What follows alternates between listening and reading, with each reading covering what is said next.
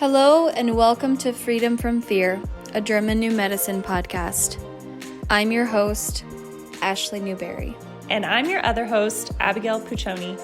Please be aware that nothing discussed here on this podcast should be taken as medical advice. Consult your trusted professionals and your own inner knowing before making any health decisions. Hello, everyone, and welcome back to Freedom from Fear, our German New Medicine podcast.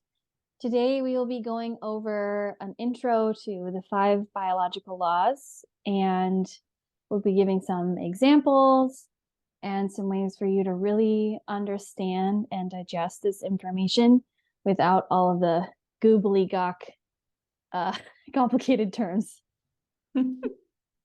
Yeah, so let's just jump right into diving into the first biological law.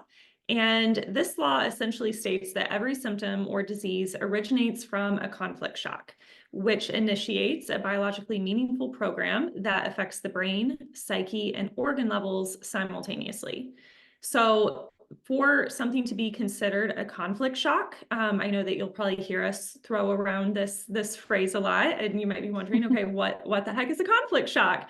And I think some people have the misconception that anything that's kind of a bad, scary thing that happens in your life, or a negative emotion that you might feel, or a lot of stress at work or something, that in and of itself, counts as a conflict shock, but that's actually not the case. Because for something to be a conflict shock, it has to meet 3 different requirements. So it has to be highly acute and distressing, and it has to feel isolative, like you have to feel kind of emotionally alone in that moment, and it has to be totally unexpected, to catch you on the wrong foot, so to speak. So that's why, we always want to emphasize that for something to be a conflict shock, and again, this can be really minor. It might be, something like, say getting bullied on the playground, right? As a kid, someone makes a mean comment and it catches you off guard and it's distressing and you feel, kind of emotionally alone in that moment. That is what would trigger what we call a special biological program, or, a meaningful tissue adaptation. And again, we'll get more into this in a minute, but that is what would trigger what would end up resulting in, symptoms and, or, what we would call a disease. So the specific type of biological conflict at the moment of the conflict shock, as interpreted by your psyche, which again is completely dependent on your perception of the world around you, this is what determines what location in the brain will be affected, as well as where the tissue adaptation will take place at the organ level. So what part of the body is going to be affected. So, there's always a biological purpose behind every single adaptation that occurs. And we're calling, I also like to use the word adaptation a lot, like a tissue adaptation. I prefer saying that instead of symptom or disease or sickness or illness, because I find that saying, oh, this adaptation, like if I'm, dealing with a sore throat or something, I like to say, oh, I'm dealing with a throat adaptation right now, because I find that it puts it in a more, positive light when we're able to use, to be mindful of the words that we use when talking about our symptoms, that matters. So I also wanted to note that the first biological law is usually called, in GNM lingo, it's usually called the ironclad rule of cancer. And again, this was translated from German. So, understand that as you're hearing these words. And so based on Dr. Hammer's research, though, this is what he initially called this law, the ironclad rule of cancer. But again, based on his research, which, included over 50,000 case studies, he found that this is not actually just about cancer. This is about every single symptom or disease out there. So also worth noting, though, is that there are 3 exceptions to this, 3 exceptions that we talk about, in GNM in general to something being related to a conflict shock. So those 3 exceptions are going to be injury, like a physical injury, fall and break your arm, that's not coming from a conflict shock. That's because you fell and broke your arm. So that's one exception. And then the second one would be malnutrition.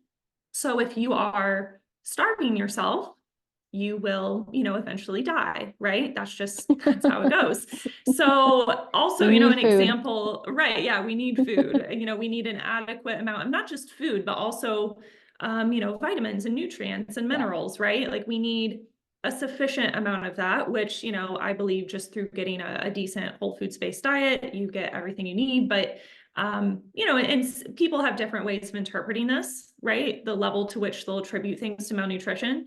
But something like scurvy, right, related to a deficiency in vitamin C, like that's kind of an obvious example of something that would be from malnutrition. And then also the third exception is going to be poisoning.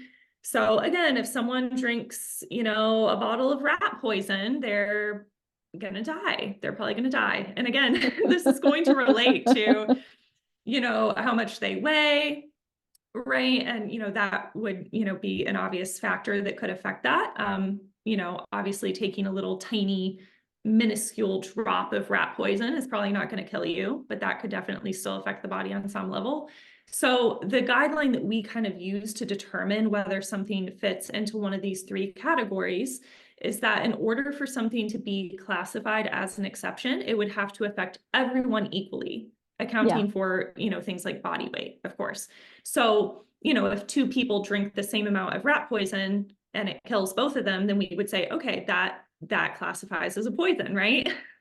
But, another example, which I know we're going to get into this more in future episodes, because I think that this is something that can throw a lot of people off a bit with G&M is, I don't know, take something like EMFs, right? And two people live equally close to a cell tower, they're about, the same weight, same overall, health, that sort of thing. And one person develops, let's say lung cancer, or liver cancer, or whatever, a cancer, and the other person totally fine and healthy. Was that the EMFs, right? Can they really be considered a poison? And so from this perspective, from, Dr. Hammer's perspective, from the lens of German New Medicine, we would say that no, that was not, a root cause of that, disease or of that symptom, when the thing that's, trying to be classified as a poison is not affecting everyone equally. So that's kind of a little spiel on the three exceptions, just in a nutshell. Yeah, definitely. So the second biological law, otherwise known as the law of two phases, is all about following the pattern of disease and symptoms. So everyone goes through the law of two phases when they've had a conflict shock, just like Abigail described, something unexpected. And in that moment, it affects the psyche, the brain, and whatever organ is adapting in that moment. And you go into the conflict active phase. And for most of the biological programs, conflict active phase, you're not going to have symptoms. And if you're having cell growth or cell loss during the conflict active, you may not notice it.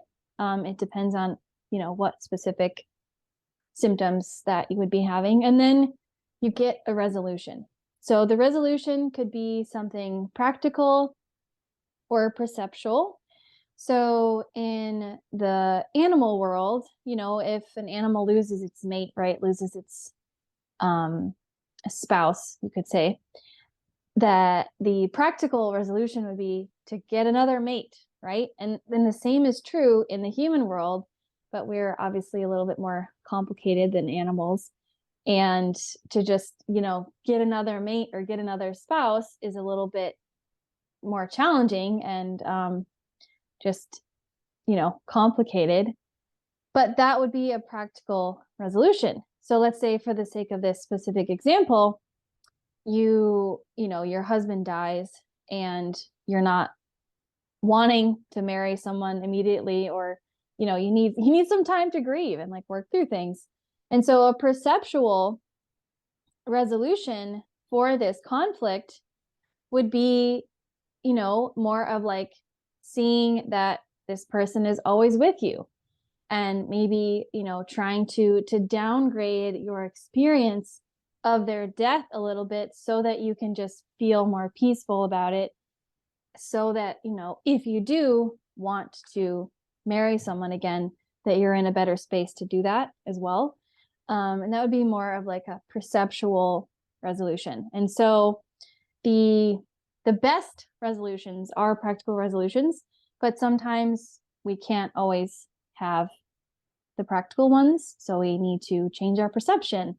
And one of our intentions for this podcast, and I think for our coaching in general with German medicine, is humor and being able to laugh and see our conflicts, our symptoms, our life circumstances, and be able to feel so unattached to what's happening that you can just laugh about it, and it's like, okay, it's not going to be like this forever, but how can you bring humor to your situation and lightness?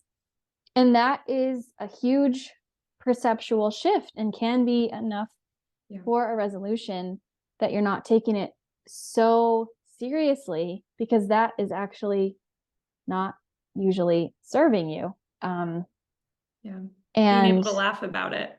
Yeah, is exactly. when that's like kind of a sign to know that something has resolved, is when you're able to laugh about it. Yeah, exactly. And so I wanted to also mention the concept of hanging healing. So, we talked about symptoms being a sign of resolution, repair, and you may be asking yourself, okay, well, what if I'm having the same symptoms over and over again? What does that mean? So that is called a hanging healing. So a hanging healing, basically, if you think about when you get a scab, you cut yourself, you get a scab. A hanging healing is the scab keeps getting ripped open, right? And so the body doesn't have the resources or time to heal before the scab gets ripped open again. And so somehow the original conflict is getting triggered over and over and over again by these subconscious reminders, or you're stepping on tracks, which we're going to do a whole episode on tracks. And so it's these reminders of the original conflict or things in your present life that are keeping you on this hamster wheel of, okay, you're fine for a little bit, and then you have symptoms again. You're fine, and you have symptoms, and you keep going on this loop. And that is what is kind of keeping you stuck in these chronic symptoms. So chronic conflicts equals chronic symptoms. Yeah, absolutely. I know you gave the example of the scab, and I don't know what, my mind must just like go to a more violent place, but I always give the example of like a stab wound, if you like stab yourself with a knife. Why am I like this? Yeah, if you like stab yourself with a knife, and then every day, like, naturally the body will want to close up that stab wound, right? There will be, redness, inflammation, probably some swelling, some pain as that repair process is, taking place. Your body's trying to, heal itself. And instead of just letting it heal and do its thing, you just kind of take a knife and just kind of like stick it in the stab wound every day, just kind of like re-stab yourself every day. It's never going to heal that way. And that's exactly what people are doing with, again, with their psyches, how they're perceiving conflicts, how they're perceiving the world around them when they have, kind of this chronic conflict in their life. Then, they're essentially just kind of like re-stabbing themselves every day and never actually allowing the body to, finish out the healing phase. So I hope you found that example amusing. Okay, so on to the third biological law. So this law is all about how and why our tissues adapt based on embryological development. Or I should say, how and why our tissues adapt is based on embryological development. So simply put, this is pretty much like a map of our body's adaptations. This is kind of like a what to expect, out of, we have the conflict active phase, the healing phase, which Ashlee just talked about with, the law of two phases. And so this map, we'll say, based on embryology, is going to tell you what's going to happen in the conflict active phase and then in the healing phase. And this law is sometimes also called the ontogenetic system of tumors. But again, this is not just, about tumors. This is, basically covering every symptom, every disease. And so Dr. Hammer, his medical research, is firmly anchored in the science of embryology. This is what German New Medicine is essentially like the foundation of it. Does go back to embryological development, as like a fetus, and then how the brain develops and the different tissue layers and all of that. So, he discovered the correlation between the psyche, the brain, and the organ level. It's closely connected to the 3 embryonic germ layers, which are the endoderm, mesoderm, and ectoderm, from which all organs of the human body originate. So the oldest parts of the brain correlate to the oldest embryonic germ layers and the oldest types of conflicts from a very primal perspective, right? And then the newest parts of the brain correlate to the newest embryonic germ layers and the newest types of conflicts in terms of, how we have evolved and developed as humans. So the embryological tissue layer that ends up being affected, whether endoderm, mesoderm, or ectoderm, is what will dictate the specific type of cellular adaptation that occurs in both the active conflict phase and then in the healing phase. So again, it's like a map telling you what to expect. So for example, if there is cell loss in the conflict active phase, then there will be cell proliferation in the healing phase. So an example of that, if you have cell loss in the conflict active phase, is a territorial fear conflict. It affects the bronchial mucosa. So that's the tubes that go to your lungs so you can take a breath. And during conflict active phase, the bronchial mucosa actually opens up wider so you can get more air to your lungs so you can breathe easier, right? Yeah. And then you have cell growth during the healing phase, because you need to make up for the cells that were lost during the conflict active phase. So during the healing of the territorial fear that affects the bronchial mucosa, you're going to have swelling, coughing, maybe some mucus. Maybe it feels a little bit like your chest feels congested, right? And those are all signs of repair for this program. And that is the ectoderm embryonic germ layer. And then on the opposite side, if you have cell growth during conflict active and then cell loss during the healing, an example of this would be the corium skin, which is acne, feeling soiled or feeling attacked. And during the conflict active phase, you have cell growth. And so how I like to tell my clients is you kind of develop this skin shield, right? So you have extra cells to protect you from being attacked or being soiled, right? So you have these skin cells that build up to protect you from that during the conflict active phase, and then you resolve it. So let's say you had an argument with your partner and you felt attacked, right? So you have this buildup of cells to protect you from this attack, even though it was verbal. Your body is still responding like it's a physical attack. And then you resolve it. You make up with your partner, everything's fine. And then dun dun dun dun, in the morning, you have pimples and you have bacteria and you have inflammation, redness, swelling, because the bacteria are breaking down those skin shields or those extra skin cells that you no longer need because you're not being attacked anymore.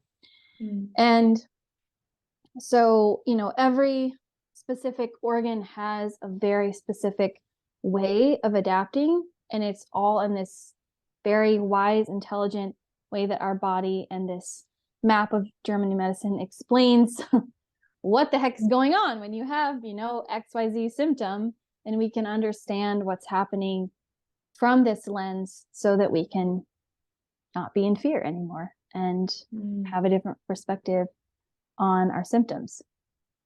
Absolutely. So the next law is the 4th biological law. I think it's my favorite of all 5 of them. So this one also has a fun name, the ontogenetic system of microbes. So what the heck does that mean? All about the microbes. Yes. So this is basically how microbes are viewed in the lens of German New Medicine, or as we like to fondly call them, the wee beasties, right? I love that. I'm pretty sure that term comes from Outlander, but it could be from somewhere else. So microbes are actually our helpers, right? They either break down the cells we don't need anymore. If you think about Pac-Man, it's eating those little white things. I don't even know what those are, but you get points. And so like the same thing is happening with the microbes. You're breaking down the cells you don't need anymore, or oppositely, you're building up the cells that you lost during the conflict active phase, which I just described in the last example. And so we need microbes, right? On average, the human body has 4 microbial cells to every 1 human cell. So we're actually made up more of microbes than we are of human cells, and which is fascinating, right? So we have these microsurgeons kind of available at any moment that we need them to go to the site of the healing. And so if you think about a house fire,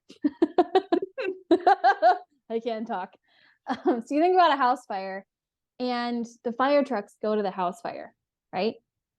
Yeah. And so when we're blaming the microbes for the symptoms or for the healing, it's like we're blaming the fire truck for the house fire, when the root cause or the cellular adaptation was already happening, the house fire, and the fire truck or the microbes are there to assist during the repair phase.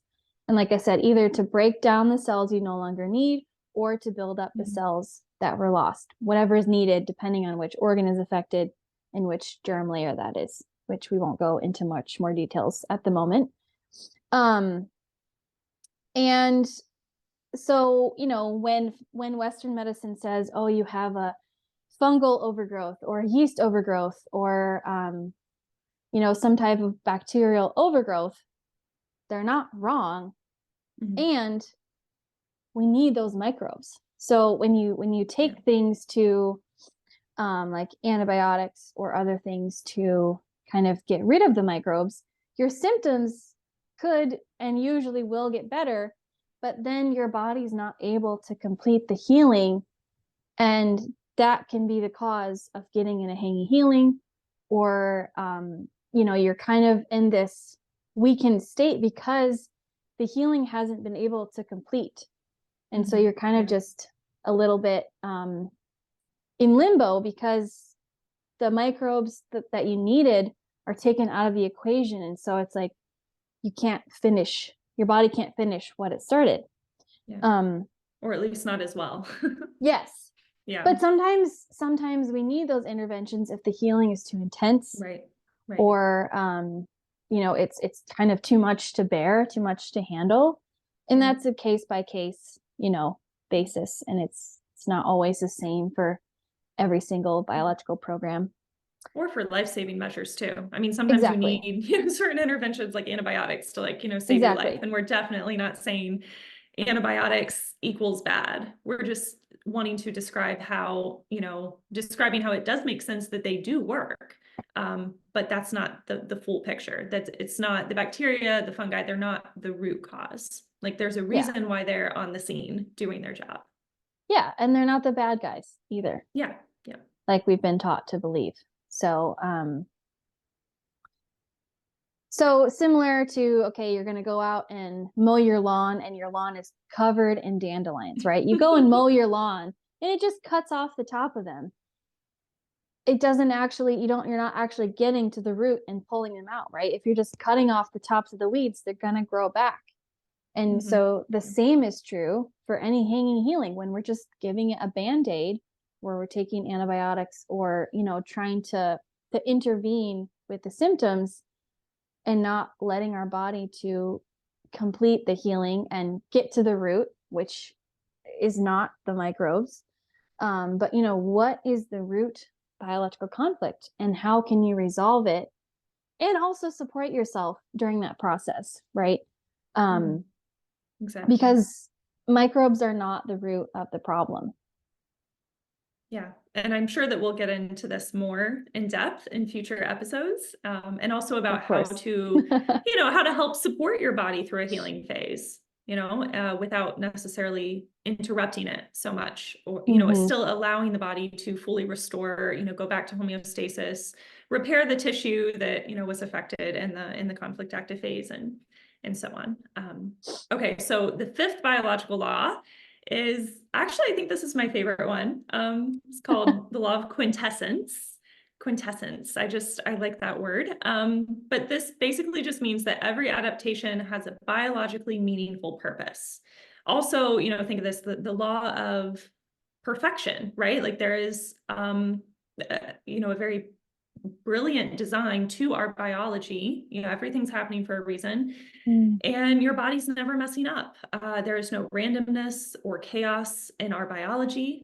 Our bodies have infinite innate intelligence, and every symptom or disease is happening for a very specific purpose. And I think that this is beautiful. And it really goes back to how, the paradigm shift, like the paradigm of German new medicine. This is so different from other paradigms that, view, sickness or disease, symptoms as something in your body's messing up, right? Hmm. Something's malfunctioning. Whereas, with this law of quintessence, what we know is that actually your body's doing exactly what it was designed to do. It's adapting for a very specific purpose.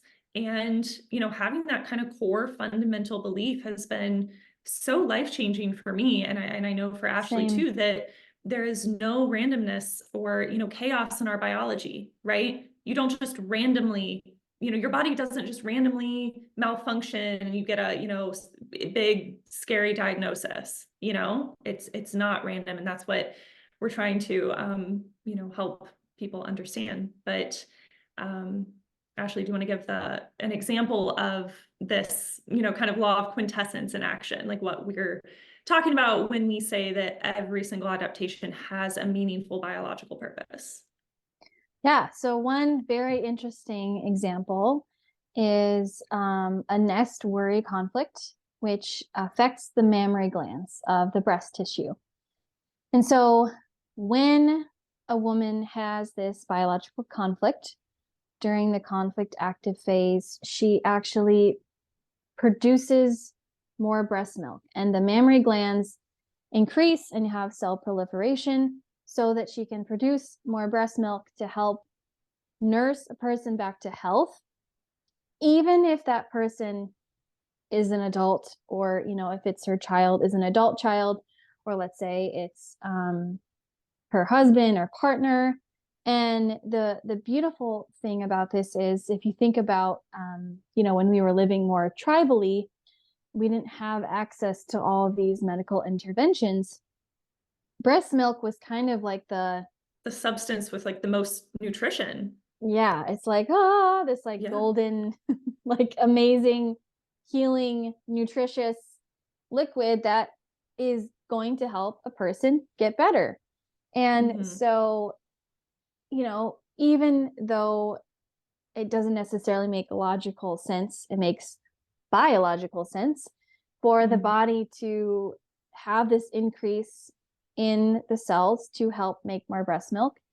And because it's your body is trying to help the person that you're worried about in your nest, whether that's your child or spouse, or someone else, maybe a parent, Someone close to to you. to help them get better, right? And so this, just like Abigail was saying about the quintessence, that it all makes perfect sense and there's no malfunction, your body is not messing up, and it's all designed in this beautiful, wise, intelligent way. And when we understand the lens of German new medicine, like I was saying before, we can let go of the fear of these symptoms and of these adaptations, because we understand that there's a purpose for it and that there isn't something, going wrong.